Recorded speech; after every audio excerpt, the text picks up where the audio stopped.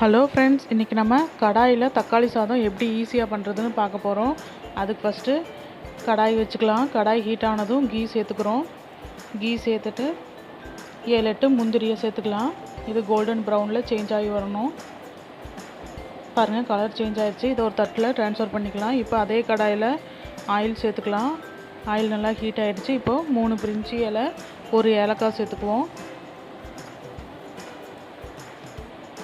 இப்போது கட் பண்ணி வச்சுருக்க 200 கிராம் சின்ன வெங்காயம், 6லேருந்து 7 பச்சை மிளகாயை 2ஆக கீறி போட்டுக்கலாம்.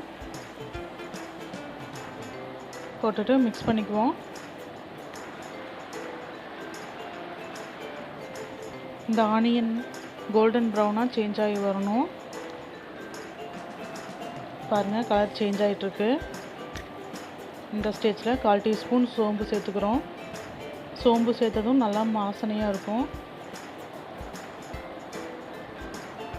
இப்போது நல்லா வதங்கிறதுக்காக 1/4 டீஸ்பூன் உப்பு சேர்த்துக்கலாம்.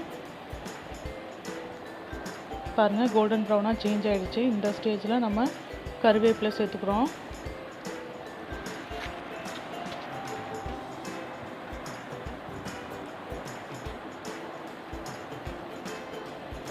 இப்போது அரைச்சி வச்ச இஞ்சி பூண்டு பேஸ்ட்டை சேர்த்துக்கலாம்.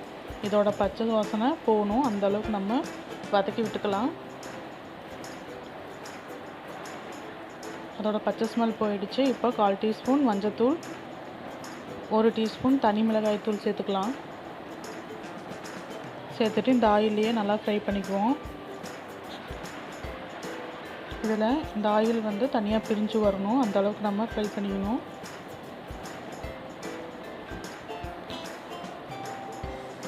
பாருங்கள், ஆயில் தனியாக பிரிஞ்சு வந்துருச்சு. இந்த ஸ்டேஜில் நம்ம கட் பண்ணி வச்சுருக்க 8 மீடியம் சைஸ் தக்காளியை சேர்த்துக்கலாம்.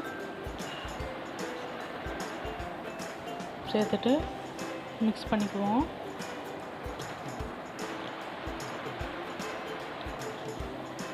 இப்போது தக்காளி வதங்கிறதுக்காக 1/4 டீஸ்பூன் உப்பு சேர்த்துக்கிறோம். சேர்த்துட்டு நல்லா மிக்ஸ் பண்ணிக்கலாம். பாருங்கள், நம்ம போட்ட தக்காளி எவ்வளோ சுருண்டு வந்திருக்குன்னு. இந்த அளவுக்கு நம்மளுக்கு சுருண்டு வந்துருச்சு. ஸோ இந்த ஸ்டேஜில் நம்ம வடித்து வச்ச சாதத்தை போட்டுக்கலாம். கட்டி இல்லாமல் கிளறி விட்டுக்குவோம்.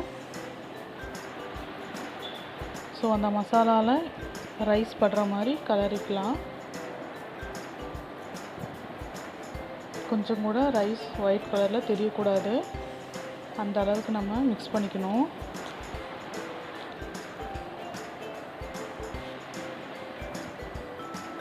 கொஞ்சம் கூட கட்டி இல்லாமல் கிளறிக்கணும். பாருங்கள், நம்ம கிளறி விட்டாச்சு.